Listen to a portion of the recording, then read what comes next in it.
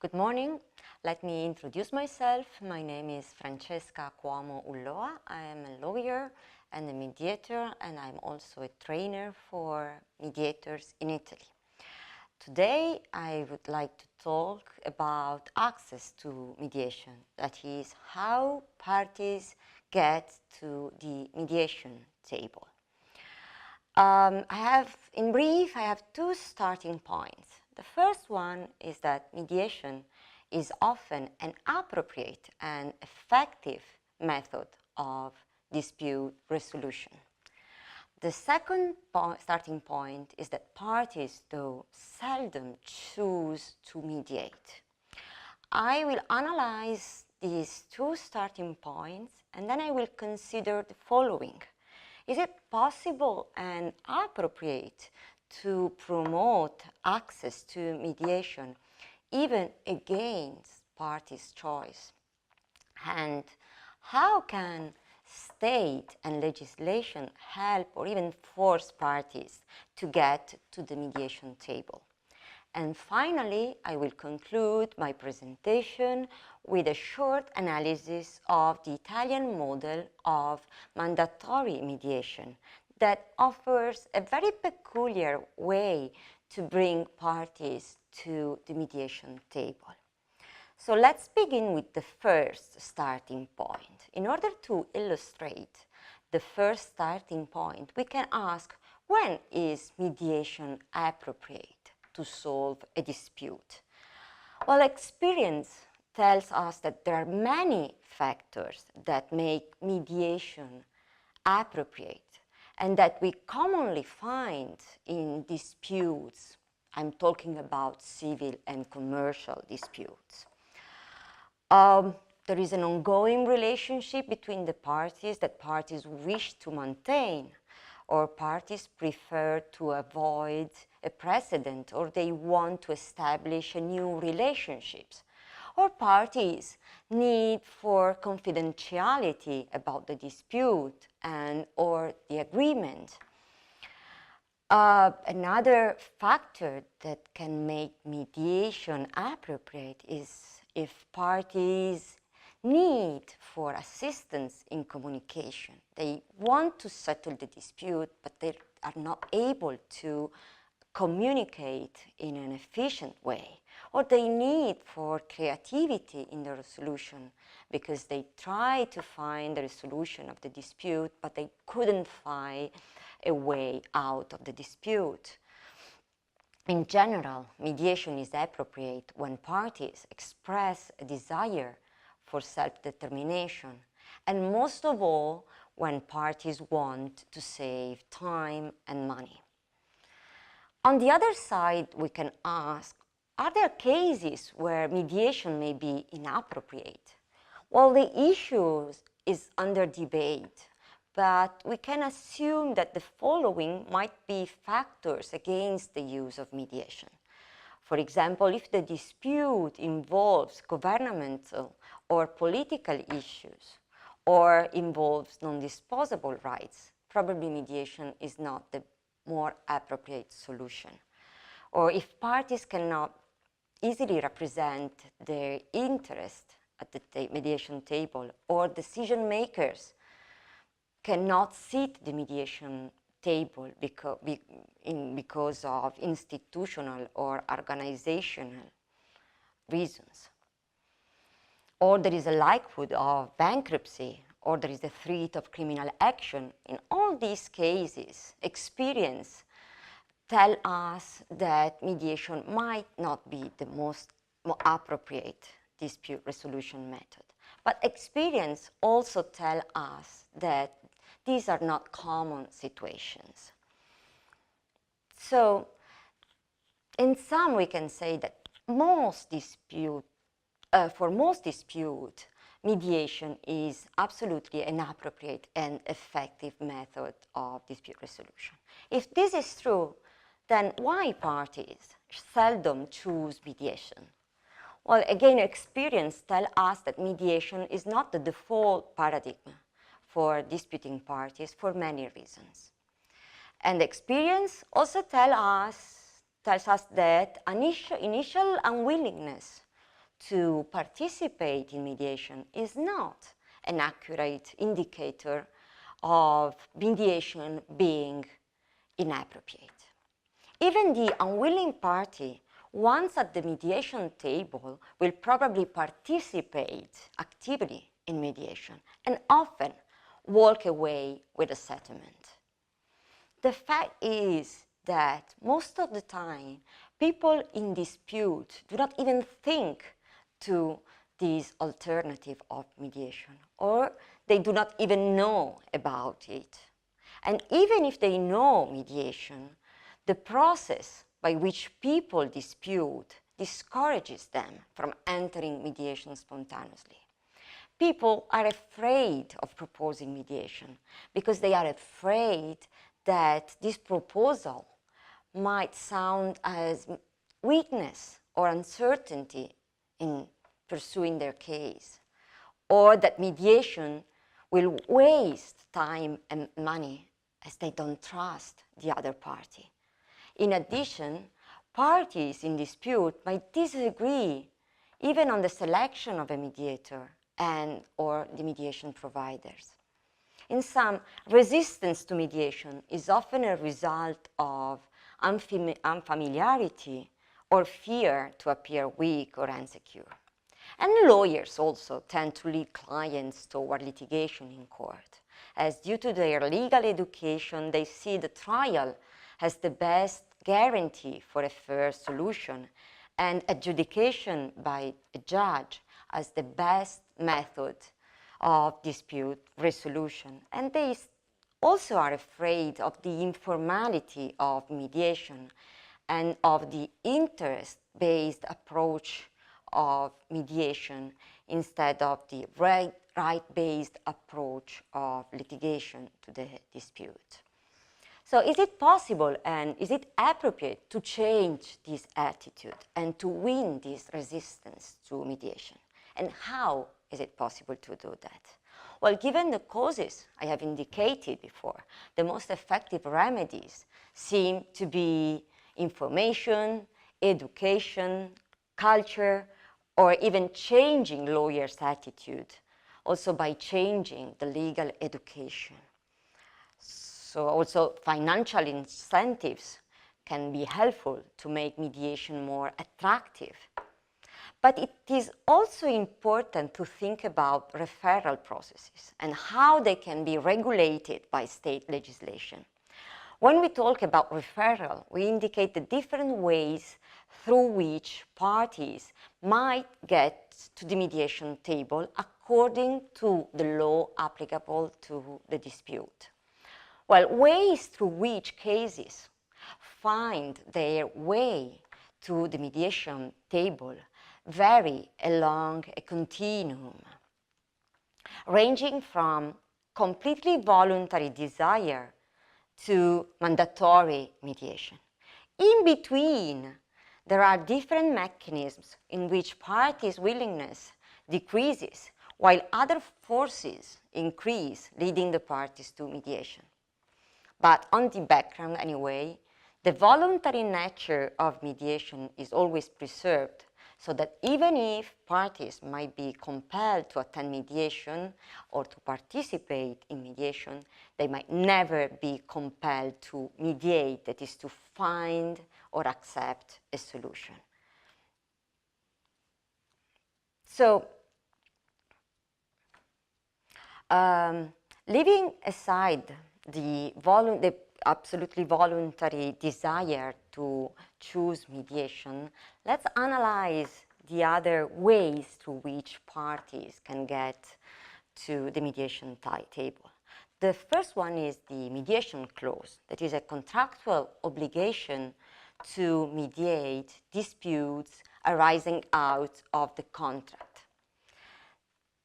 This is a way that is still based on a voluntary choice of the parties. But in this case, the choice is made before the dispute arises. So mediation is specified by the contract in anticipation of future disputes. And so it can provide a basis for one party to think about mediation and to propose mediation to the other party without fear to appear weak or insecure, because it is in the contract. And therefore, parties that have signed the mediation clause are less hesitant about the process of mediation, and they can also easily locate the mediator and avoid litigation on that. But parties can also specify in advance the time and cost of mediation, reassuring themselves on the risk of losing much time, too much time, or spending too much money. In general, parties then comply with the mediation clause, but if they don't comply with the clause when a dispute arises, then what happens? In general, we can say that mediation clauses are enforceable, at least at the initiative of the other party if she wants to mediate.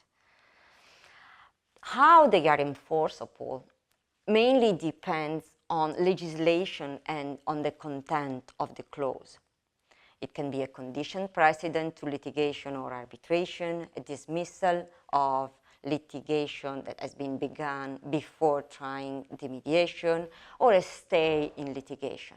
For example, in the Italian legislation, Article 5 of the Decree 28 of 2010 establishes that where the contract provides for a mediation clause and mediation is not attempted, then the court or the arbitrator, if we are talking about a so-called multi-step clause, upon request of the party, shall allow the other party, a period of 15 days to submit the application for mediation, and will schedule the next hearing after 3 months if mediation fails. So that is a sort of stay in litigation until parties have attempted to mediate. So mediation clauses, if enforceable, can be effective, but they only work if parties agreed to write them in the contract. That is to say that they still depend on parties' willingness. And again, parties, even if they are still in good relationship when they draft the contract, often ignore or do not think about this opportunity. So we can conclude that mediation clauses are only partially effective mechanism to bring parties to mediation. We need something else. And so court and states legislation have become more and more active in referring themselves disputes and pending litigation to mediation, even in the absence of any party initiative, and even against parties' willingness. Why they do so? Well, there are different reasons in different legislation, but mainly related to two fundamental aims: to reduce litigation cost and length, that is an efficiency aim, and to promote the culture of mediation rather than the culture of litigation, in order to have better results and to have better social relationships. This activity, though, also raises some concerns about the authority or opportunity for legislations of courts to make such referral. And is there a right of the parties to object and demand a trial, a judge, if they want to have their dispute adjudicated? And the other concerns are related to the cost of such referral. Who shall pay the cost of mediation? Should the parties pay for the cost, even if they don't want to attempt mediation? And other concerns are related to the sanction for failure to mediate. Are there appropriate sanctions against parties who refuse to mediate when the court or the legislation mandate mediation? On the background of this question, you can easily recognize the delicate relationship between mediation and the principle of access to justice. And then there is also a problem of timing. There is debate about which is the best time in the life of a dispute to refer it to mediation. The sooner the better, as disputes escalate, or time is a remedy. So it's better to postpone mediation after some discovery has taken place. The European Union answered some of those questions with the famous Directive number 52 of 2008. According to Article 5 of the directive, a court before which an action is brought may, when appropriate and having regard to all the circumstances of the case, invite the parties to use mediation in order to settle the dispute. And the court may also invite the parties to attend an information session on the use of mediation if sessions are held and are easily available. So the favorite approach of the European Union seems to leave to the judges the initiative to promote mediation by inviting parties to mediate, or at least to be informed about mediation. But the directive, according to Section 2 of Article 5, is without prejudice to national legislation, making the use of mediation compulsory or subject to incentive or sanction, whether before or after judicial proceedings have started, provided that, that's the limit, such legislation does not prevent the parties from exercising their right of access to the judicial system. And what does it mean? It means that member states can make mediation compulsory, but they shall regulate this obligation in a way that does not preclude access to justice, that does not impose excessive cost or time to the parties in order to attempt mediation. The final report that was written at the end of a study for an evaluation and implementation of the Directive 2008 number 52 in 2016, according to this final report, in all member states, the courts may invite the parties to use mediation. More or less 15 member states transposed the option to invite parties to information sessions on mediations. Parties may even be required to attend such session, either on the judge's initiative or for specific disputes as prescribed by law, such as, for example, and mainly family matters. In other cases, at any time, in other legislation, at any time during judicial proceedings, judges must consider whether alternative dispute resolution system, including mediation, could be appropriate to settle the dispute, and in such cases the judge may invite and sometimes even order the parties to refer their dispute to that system. Some member states, and most of all Italy, provide for the option of introducing compulsory or mandatory mediation for certain types of dispute. So let's see what is the Italian solution. We found the Italian solution in the legislative decree number 28 of 2010 as amended in 2013. In this decree, we find general terms and definition of mediation and mediators, the rules concerning access to mediation, and then rules concerning mediation process, accreditation of mediators and mediation providers, as the Italian mediation system is an organized or institutionalized mediation service and can be provided only by mediation providers and not by individual mediators. And then in this decree, we found the rules concerning mediation outcome and mediation agreement enforceability, as well as rule concerning confidentiality and financial benefits and costs. We cannot go through all these rules, but we will concentrate on access to mediation. And according to the decree, we have 4 types of access. The voluntary mediation for any dispute concerning disposable rights. It's up to the party, they can always choose, even if they rarely do so, mediation. Then we have mediation clause. We have already seen that, according to which parties may agree in their contract to attend mediation before they can arbitrate the dispute or file a lawsuit. And as we saw, this clause is enforceable. Then we have court-ordered mediation. Judge at his discretion may order parties to attend mediation as a condition for the continuation of the proceeding. And finally, we have mandatory mediation as a condition precedent to trial in certain civil matters. Which are these matters? Real estate, joint ownership, division of common assets, inheritance and wills, leases, business leases, medical malpractice, damages for defamation, insurance, financial and banking contracts. A bunch of different matters, not always suitable for mediation, but this was the choice of the Italian legislator. But what does mandatory mean according to the Italian legislation?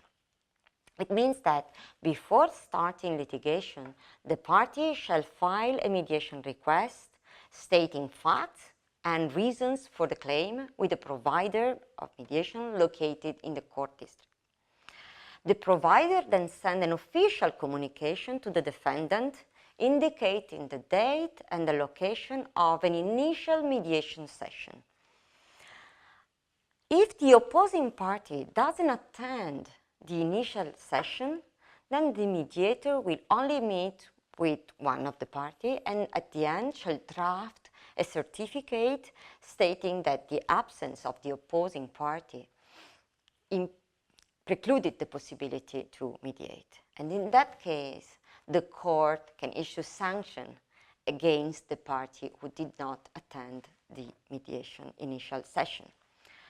If both parties are present at the initial mediation session, then the mediator shall explain the nature and function of mediation and then discuss with the parties the possibility to start effectively mediation.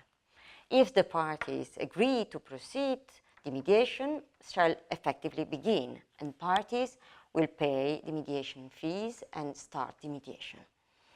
If parties do not agree to proceed after the initial meeting, the mediator will end the proceeding and parties have satisfied their obligation and can start litigation in court without sanction. Even though I have to say that some courts are recently sanctioning with cost parties who in bad faith refuse to proceed with mediation. So, is the Italian mediation model working? Well, this mandatory initial mediation session model seems to combine the advantages of both mandatory and voluntary mediation. Seems to be a good mediation between voluntary and mandatory mediation. The initial session is professionally conducted by a mediator who can explain with mediation techniques what mediation is to the parties. So many cases that would never get to mediation get close to mediation table, more or less 200,000 cases per year. And they come to see a mediator in the early life of the dispute, before litigation begins. So the mediator, using mediation techniques and active listening to the case of the parties, can help them overcome their fear as well as their unfamiliarity with mediation and with the mediation environment. And parties at the end of this initial meeting can make a really informed choice, having tasted what mediation is. The cost of the initial meeting is relatively low, it's more or less 50 euros, and the duration is limited. We don't have a fixed time, but more or less 1 hour is the average duration of this initial meeting. Only if parties decide to enter into the mediation proceedings, they shall pay the entire mediation fees, and the mediation will last all the time that is necessary in order to complete the proceedings. Statistics also show a slow but decreasing trend in parties skipping the initial meetings. That means that probably even defendants are developing a sort of trust in this initial meeting. And statistics also show a slow but increasing growing trend in the success rate of mediation. Moreover, the success rate of mediation when parties enter into mediation is more or less 50%. So my evaluation of this model is quite positive. But what about the future? Well, I don't know, because changes in the law are always possible. And we don't really know now in which directions. According to some critics or some opinions, the provision shall be extended to other subject matter, for example, all contractual disputes or all disputes below a certain value. Other more critical with mediation think that the provision should be limited and that some disputes, such as bank or insurance, shall not be subject to mandatory provision. I will let you know. Meanwhile, thank you for paying attention to my presentation, and goodbye.